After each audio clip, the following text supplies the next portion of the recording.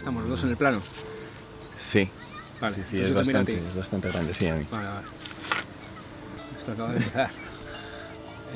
Bueno, yo vengo de estar 8 años en Jerusalén y era el momento, ¿no? de salir. Yo me habría quedado ahí hasta la llegada del Mesías, pero no estoy solo, yo vivo con mi familia y bueno, era el momento de tomar un poco el aire y dije, bueno, si hay alguna ciudad que puede sustituir a Jerusalén en mi imaginario viajero periodístico es Constantinopla y aquí hemos llegado, ¿no? ¿Y lo sustituyen? No, de momento no. Acabamos de empezar, ¿no? Llevamos unos meses aquí, pero bueno, es una super ciudad, ¿no? Es otro concepto, sobre todo concepto de vida, y es un país también muy diferente que estoy aprendiendo ahora, ¿no? Aquí había viajado muchas veces para hacer coberturas puntuales, nunca había vivido aquí, ¿no? Y son otras claves, otro sistema. Tiene mucho de Middle East, pero no es Middle East, ¿no? Es otro. Yo creo que sí que estamos ahí, cuando se dice esa frase de la encrucijada, sí, esto sí que es más puente, ¿no? Sobre todo Estambul.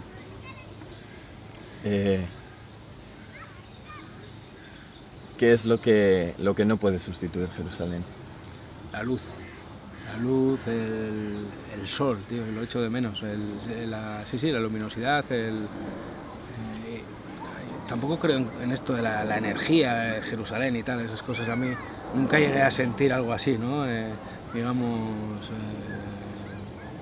Metafísico, místico, ese tipo de cosas tampoco, pero han sido años muy buenos porque ha habido violencia, pero no estábamos hablando de unos momentos de máxima violencia en Jerusalén, ni mucho menos.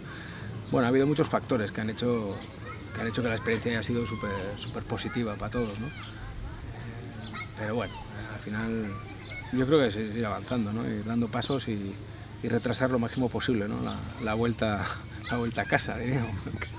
¿Y cómo es eso de llevarse a la familia entera a un lugar como Jerusalén, sabiendo? Pues es muy duro, es duro, logísticamente es duro porque estamos hablando de uno de los países, yo creo, más caros que conozco. No me podía imaginar, ¿no? que podía ser la vida tan cara en una ciudad como es Jerusalén, sobre todo por lo que te ofrece a cambio. Pero lo que decían ellos, ¿no? Es el impuesto, la tasa de vivir en la ciudad santa, ¿no? Y no, logísticamente pues eso es un reto, ¿no? Como periodista freelance, salir con toda tu familia, tienes muy mutificada, ¿no? La idea del corresponsal, pero cuando eres soltero y viajas solo pues es mucho más sencillo, ¿no? Al final es un compromiso familiar ya duro, ¿no? Y sobre todo también una ciudad que es... Yo llevo muchos años trabajando entre árabes y hay muchos valores, ¿no? De la cultura que me gustan mucho, ¿no? El gran problema es que en Jerusalén no sientes la cultura, está como restringida las familias, el día a día, ¿no? de las familias árabes, ¿no? Con lo cual tampoco lo experimentas al 100%, ¿no? Eso me ha dado pena, la verdad, esa experiencia, pero por otro lado yo creo que hemos aprendido muchísimo, ¿no? Hemos aprendido mucho también de nuestros amigos judíos y sobre todo pues la gran lección es esta, ¿no? También es tan idealizado que tenemos esas palabras como multiculturalidad, no funcionan. Las sociedades multiculturales y al final es el grupo más fuerte el que controla a los demás, ¿no? En Jerusalén es el claro ejemplo, ¿no? Como me decía, hay un religioso al poco tiempo de llegar, me decía que los cristianos intentamos cristianizarla y fallamos, los musulmanes intentaron islamizarla y fallaron, y ahora estamos en la época en la que los judíos están intentando judaizarla y vamos a ver qué pasa, ¿no?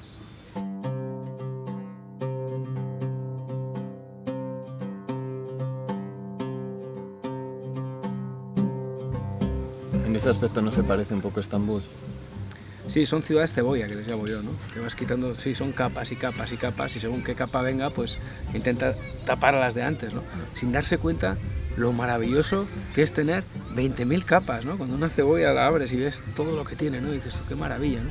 Pues no, ¿no? Aquí es al revés, aquí es como que quieres tapar la anterior para decir que tú eres la primera, la original, la auténtica. Bueno, aquí no hay nada, aquí todo está inventado, ¿no? ¿Y no crees que eso nos pasa también un poco en Occidente, en España, ¿no? Sí, claro. Eso es inherente al ser humano. No es... Lo que pasa es que como todo ha nacido aquí, pues es más, llama mucho más la atención, ¿no? Estamos hablando de ciudades milenarias, con lo cual pues han pasado muchas más cosas aquí que en Wisconsin. Lógicamente, Por supuesto. bastante más, ¿no? Por supuesto. Israelen eta miliziano palestinarren arteko borrokak ez du etenik Israelen eta... Joder. El tema de darnos palos es algo muy inherente al ser humano, ¿no? Es más viejo que... no es algo nuevo. Yo creo que sí, yo creo que al final hay dos factores claves, sobre todo en esta parte del mundo, que son en general, ¿no? Que son el nacionalismo y la religión, ¿no? Y cuando los atizas de una forma concreta, pues sirven para mucho más que para unir, para enfrentarnos, ¿no? Y en esta parte del mundo pues tenemos de todo, ¿no? Con lo cual pues la gente no para de o sea, no, la violencia no para, más que un escenario de violencia o escenario de guerra, estamos hablando de un posconflicto. ¿Cuántas veces me escriben mensajes todos los días de ¿nos recomienda así? Joder, siempre, es que llevan 2000 años así, o sea, es que no es que si estás esperando que esto se calme, pues no vendrás nunca, ¿no? Y te vas a perder, yo creo que el lugar más interesante del mundo, que es Oriente Medio. Bueno. Vamos a ver, al final en un informativo tú tienes 30-40 segundos en televisión, ¿no? O en un periódico tienes 2 páginas. Lo más interesante es lo que pasa en las otras 24 horas del día, ¿no? Pero eso no tiene espacio en los medios. Eso al final, bueno, pero para eso también están los libros. A mí me ha servido un poco de vía de escape, ¿no? De bálsamo, es decir, yo comparto contigo, ¿no? Al final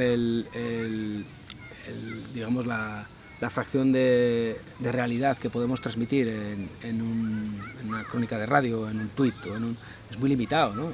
Es lógico, estás limitado a lo que tienes. Y bueno, pero tenemos otros formatos, están los libros, están las entrevistas, al final el que quiere tener la información la tiene. Lo importante es tener ese impulso de viajar, ¿no? Ir a los sitios, superar quizás esas ideas preconcebidas que puedes tener, ¿no?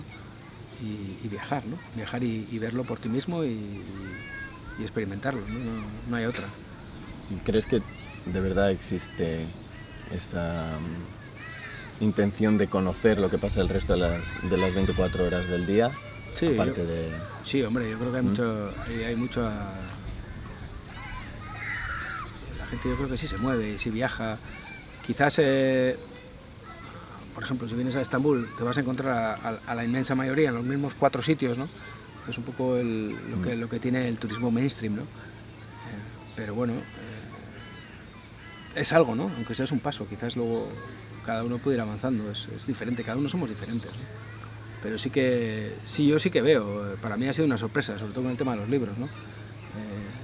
La cantidad de gente que te escribe, ¿no? Es decir, bueno, que igual no viaja físicamente, pero al menos sí que, joder, se ha leído 16 libros de Jerusalén que yo ni conocía, ¿no? O de Oriente Medio, pues este autor, el otro, está leyendo poesía libanesa, y dices tú, joder, qué bien, ¿no? Y eso sí hay ahora, y hay una oferta mucho más amplia, y bueno, al final tú también tienes que ir a intentar abriendo puertas, ¿no? Para que la gente mire y se asome y luego cada uno en su medida, ¿no? Viajar no está al alcance de todos tampoco. Cierto. De todos estos años, después de haber cubierto tanta guerra, supongo que habrá imágenes que se te han quedado en la cabeza para siempre, horribles. Pero de las buenas, de los buenos momentos, porque en la guerra también existen, si tuvieras que elegir uno, ¿cuál sería? A mí los mejores momentos es cuando realmente hay una negociación y llega la paz, ¿no? Entonces yo me acuerdo, por ejemplo, de las ofensivas de Israel en Gaza, ¿no? En ese momento en el cual están negociando, llega la traca final, están tirando más cohetes que nunca, está Israel bombardeando y de repente, pues a las 11:30 entra en vigor el alto el fuego, ¿no? Y de repente entra en vigor, ¿no? Se hace el silencio. Y yo tengo ahí una persona con la que trabajo siempre, con Kayet, el abrazo, ese abrazo, ¿no? Que nos damos, decir, hostia, ya está, ¿no? Ya está, por ahora ya está. Sabemos que es un paréntesis, sabemos que es mentira, sabemos que la próxima va a llegar pronto, ¿no? Pero lo más bonito que tiene toda guerra es la paz. Es lo más bonito, ese momento de decir, ya está, pum, se caen las armas, ¿no? Cuando caen las armas, ese momento es mágico.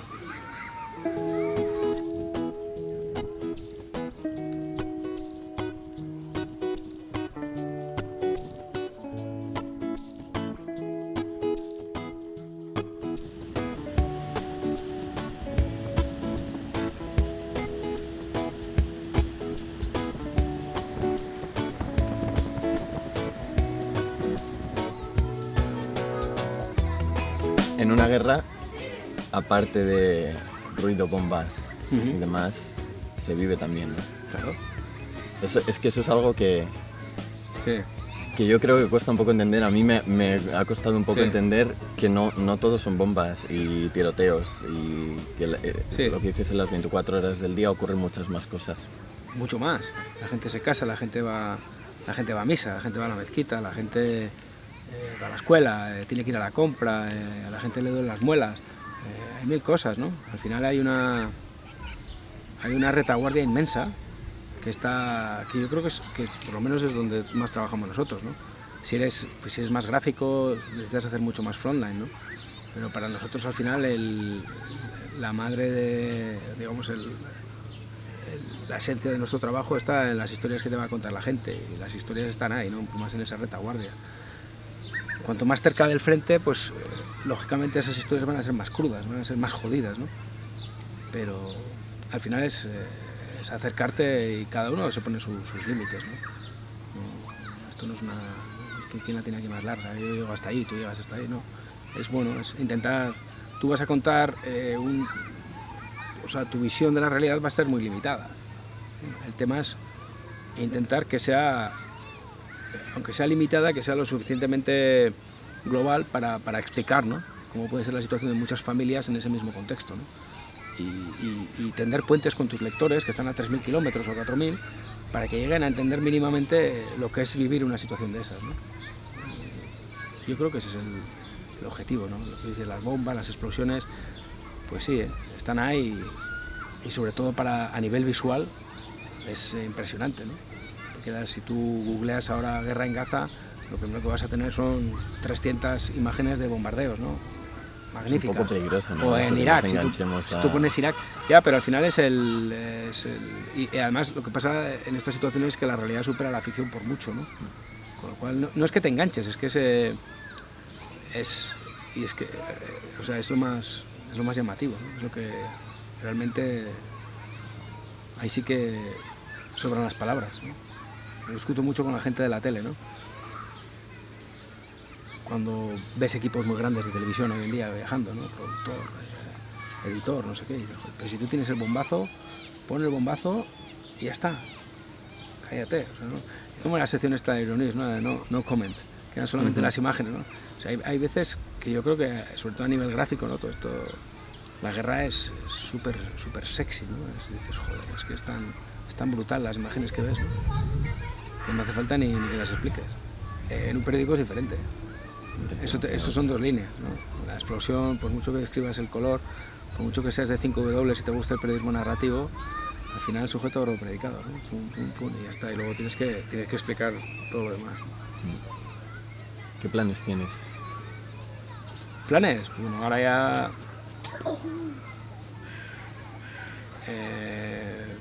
pues aquí, no sé... Yo quiero seguir, o sea, me gusta mucho esta zona, pero tampoco descarto si tengo que moverme a otra zona. Ahora ya la prioridad un poco es la family también, ¿no? Bueno, ellos han conocido Jerus muy bien, ahora estamos aquí, que es un punto intermedio, y vamos a ver, ¿no? Si les gusta, si no les gusta, si están cómodos. O sea, si no te funciona la parte esa, no te funciona nada, ¿no? Pero bueno, el plan es seguir, ¿no? Por este camino y seguir haciendo... Me encantaría hacer más cosas más... Hay una espina clavada con todo el mundo audiovisual, ¿no? Poder hacer documentales, películas, es algo que lo tengo clavado. Y cada 5 años procuro meter cosas nuevas en mi vida profesional para estar vivo, ¿no? Hay una cosa que me flipa, que tiras del móvil. Yo no solo trabajo con móvil. Ya no trabajo con cámaras. ¿Me explicas cómo? Sí, no, dejé las cámaras y ya trabajo con los teléfonos, ¿no? Para todo. Ahora ya se puede trabajar con el teléfono. Tienes que tener cuidado, tienes que... Pero sobre todo tienes que saber tus límites, ¿no? Yo no soy un cámara.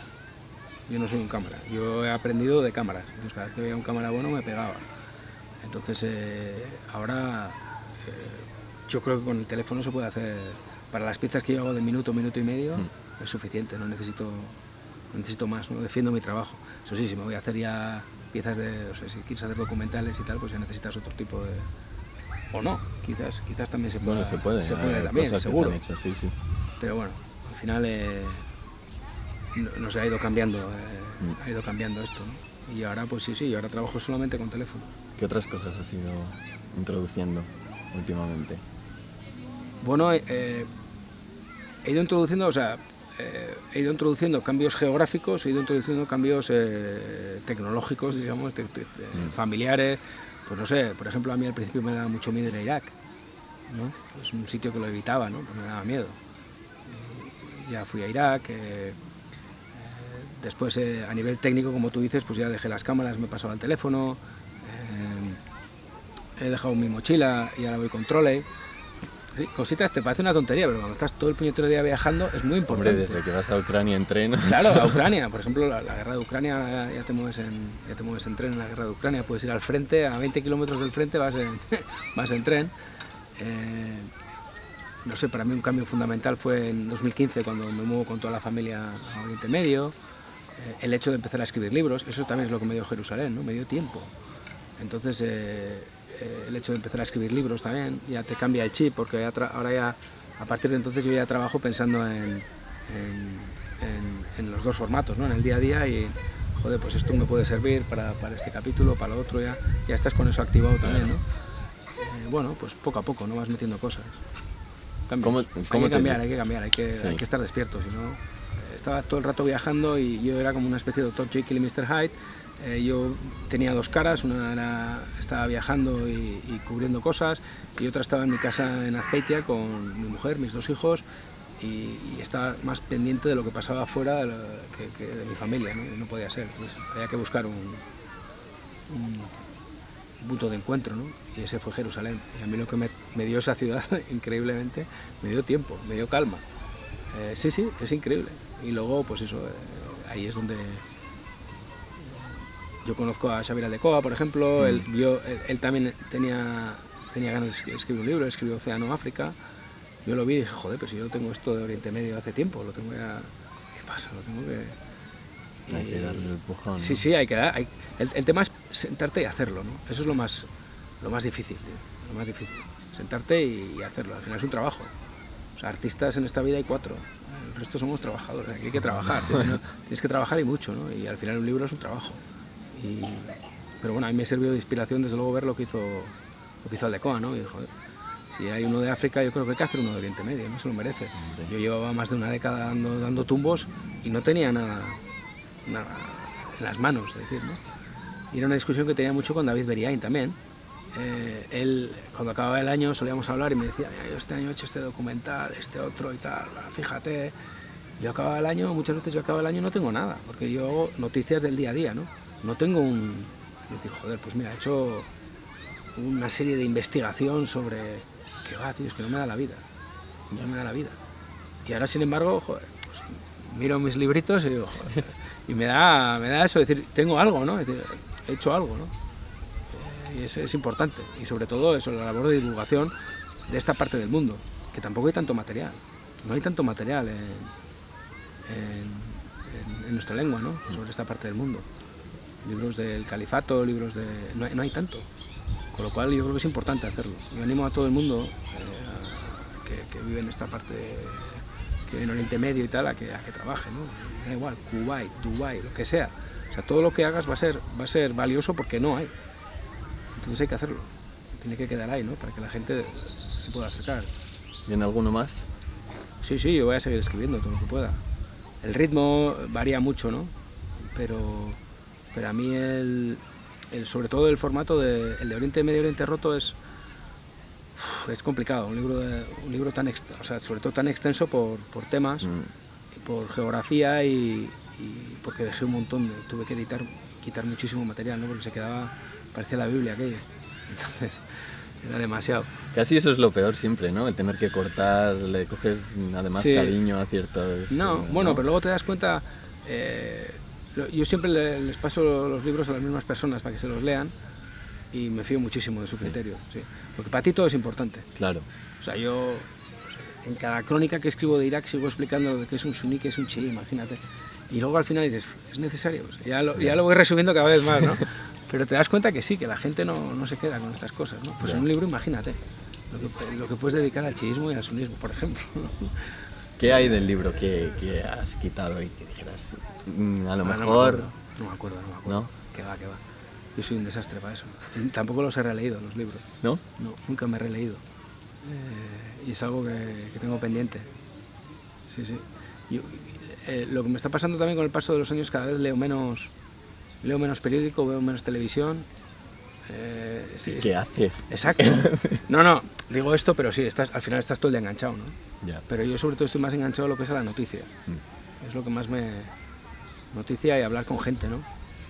Con gente a la que he ido conociendo y que te van diciendo, oye, atento, fíjate lo que está pasando en el norte de Siria, que este grupo se está moviendo y tal. Y dices, ¿este grupo quiénes son? Entonces vas mirando y de repente, pues a los meses ese grupo, ¡boom!, ¿no? Te pasan esas cosas en esta parte del mundo, pero yo creo que una cosa que a mí me ha ayudado mucho todo este tiempo es no perder de vista. O sea, yo vivo aquí, pero siempre yo viajo mucho, sigo yendo mucho a España, y el hecho de haber estado tantos años de enviado especial antes de ser corresponsal te ayuda a no perder la perspectiva, ¿no? Dices, vale, las elecciones en Turquía son importantes, pero las elecciones municipales, para mis lectores, las elecciones municipales en España son mucho más importantes. Entonces, tampoco me siento indignado si me dicen, no, es que no vas a poder entrar en el telediario porque tenemos municipales, y digo, ¿lo entiendes, no? Sin embargo, esto te pilla en otro momento, si no tienes en cuenta dónde vives, ni si pierdes un poco la perspectiva y te piensas que lo tuyo es el centro del mundo, pues estás equivocado. No hay más. Al final las cosas son mucho más simples. Nos llamamos freelance y tal, pero al final es un trabajador autónomo, como no hay ese... Yo tenía muy mitificada la figura del corresponsal y tal, ¿no? Nos pasa, yo creo, un poco a todos. A todo, está todo muy mitificado, ¿no? Pero al final el día a día es el día a día. Es un trabajo, ¿no? Tienes que cumplir con las obligaciones y tienes familia, pues mucho más. Aquí el gran problema es encontrar medios que te permitan vivir de esto. O sea, si eres un medio independiente, encontrar formas de financiación o encontrar, pues como en vuestro caso, por ejemplo, ¿no? O como nosotros en 5W, o encontrar un nivel de suscripciones que te permita seguir haciendo esto, ¿no? Sin estar todo el día pensando en la pasta, ¿no? Y a nivel de periodista como yo, freelance entre comillas, pues también. Yo al final tengo los mismos clientes desde que empecé, prácticamente, ¿no? Que son el Grupo Vocento y Euskal Telebista, y a mí, gracias a ellos, puedo permitirme esta vida. Y luego, bueno, ahora los libros también se han convertido en una parte importante, porque aunque somos más los que escribimos que los que leemos, me he dado cuenta que se pueden vender libros de Oriente Medio, que es algo que me parece increíble. La gente los compra. Esto, olé, qué bien, ¿no? Qué maravilla que la gente compre ensayo hoy en día, ¿no? Pues sí, se vende ensayo.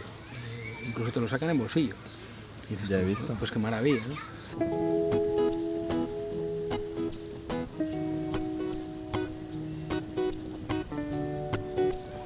Voy a apagar la cámara. Perfecto. Como tú quieras. Y sí, tampoco... Tenemos ya un rato, ¿eh? Sí, aquí tienes chapa para